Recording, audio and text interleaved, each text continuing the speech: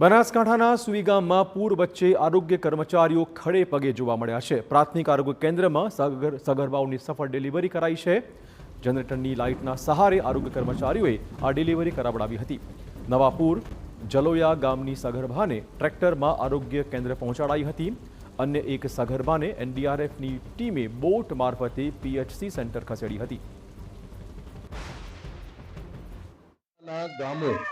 જ્યારે વરસાદથી અને પૂરથી પ્રભાવિત હતા, વાવાઝોડા જેવી પરિસ્થિતિ હતી, પરંતુ ત્યાં એક જિંદગી જે જન્મ લેવા માટે મથી પણ રહી હતી અને આ જે પરિસ્થિતિ છે એ અહીંયાના ગામવાસીઓની હતી।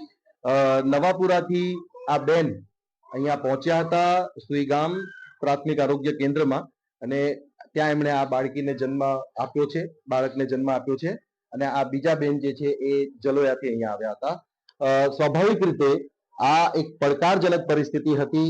કેવી રીતે અહીંયા પહોંચવું એ એક મોટો પડકાર તંત્ર પાસે પણ હતો અને સાથે જ સાથે આ પરિવાર પાસે પણ હતો।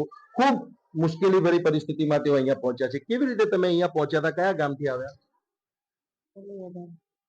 પાણી કેટલું હતું અને ડર પણ લાગતો હશે આવતા? કેવી રીતે અહીંયા પહોંચ્યા હતા? ટ્રેક્ટરથી?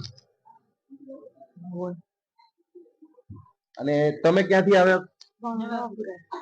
તમે એનડીઆરએફ વાળા લઈને આવ્યા હતા? તમને બોટમાં આવ્યા હતા?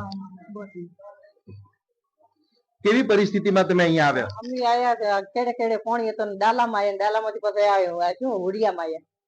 પણ આટલો બધો રસ્તો ખરાબ હોય, પાણી હોય તો પાણી આટલો ખરાબ પાણી હતો તો સાહેબ આ ડિલિવરી તો કરાવવી પડે। હા એટલે અમે અહીંયા પહોંચ્યા પછી બધું કમ્પ્લીટ પહોંચ્યા છે। હાથીને બીબલી ધાવણી થઈ।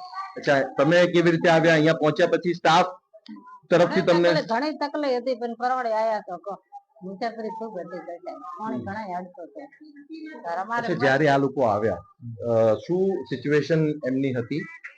કયા પ્રકારની પરિસ્થિતિમાં તેઓ અહીંયા પહોંચ્યા હતા અને પ્રાયોરિટીમાં તમારી શું હતી? કારણ કે મેન્ટલ ટ્રોમા પણ પાણી ભરાયાનો અને વરસાદનું બે લેબર આવ્યા હતા। એક 9 તારીખ આવ્યું હતું, એક 10 તારીખ આવ્યું હતું, બરાબર। એક આવ્યું હતું મોર્નિંગના અને એક આવ્યું હતું ઇવનિંગમાં। આ આવ્યું હતું ઇવનિંગમાં અને આ મોર્નિંગમાં આવ્યું હતું। 2 લેબરનું કરાયું। તમે આવો, એક મેન્ટલ ટ્રોમા હોય કારણ કે આ જે પરિસ્થિતિ છે એ ખૂબ વિકટ હતી અને પાણીમાં અહીંયા પહોંચવું અને એક બીજી પ્રોબ્લેમ ન થઈ જાય એ પણ એક પ્રશ્ન હતો। કેવી રીતે બધું હેન્ડલ પણ કર્યું છે અને બાળકો જે છે એ જન્મ્યા છે? હા, એટલે એક અમારા ત્યાં મતલબ પહેલા ડિલિવરી 9 તારીખે જે આવ્યા છે મોર્નિંગમાં એનડીઆરએફની ટીમ લઈને આવી છે અહીંયા રેસ્ક્યુ કરીને। અરે માતા બહુ જ ગભરાયેલા હતા। એમને આવી ગભરાયેલી પરિસ્થિતિમાં પણ આને ડિલિવરી કરવામાં પણ થોડુંક તકલીફ જેવું થતું હતું, પણ અમારો હેલ્થનો સ્ટાફ અહીંયા ખડે પગે રહીને માતાને તો પહેલા તો એમને શાંતિપૂર્વક એમને સમજાવી બેસાડીને કોઈ તકલીફ ના થાય એમને બધું અમે ધ્યાન આપ્યું છે, પૂરતું ધ્યાન। અને પછી એમને શાંતિથી શાંત કરાવીને પછી એમને ડિલિવરીમાં બી કોઈ તકલીફ નહીં પડે, અમે અહીંયા જ બેઠા છીએ અને પછી અમે બંને બાળકોને બંને માતાઓને ડિલિવરી અહીંયા। કેટલા વાગ્યાના સમયે આવ્યા હતા? રાતના સમયે પહોંચ્યા હતા કે દિવસના સમયે? કેવી રીતે? આ મોર્નિંગમાં આવ્યા હતા અને બંને બાળકીઓ છે? છોકરાઓ છે? બે બાળકીઓ છે। બંને બાળકીઓ છે। ત્યારે આ તકલીફ અને પરેશાની વચ્ચે પણ પરિવાર અહીંયા પહોંચ્યું અને એનડીઆરએફે પણ એક મહિલાને અહીંયા પહોંચાડી છે। પરંતુ આ પરિસ્થિતિ વચ્ચે આ બે બાળકીઓએ જન્મ લીધો છે, પરિવાર ખુશ છે અને હોસ્પિટલનો સ્ટાફ પણ અહીંયા તૈનાત હોવાથી આ જે પ્રક્રિયા છે પ્રક્રિયા સરળ બની છે।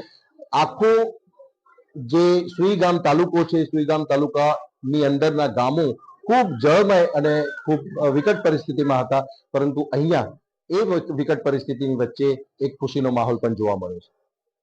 કેમેરામેન અરવિંદ સોલંકી સાથે સચિન પાટીલ, TV9 સુઈગામ।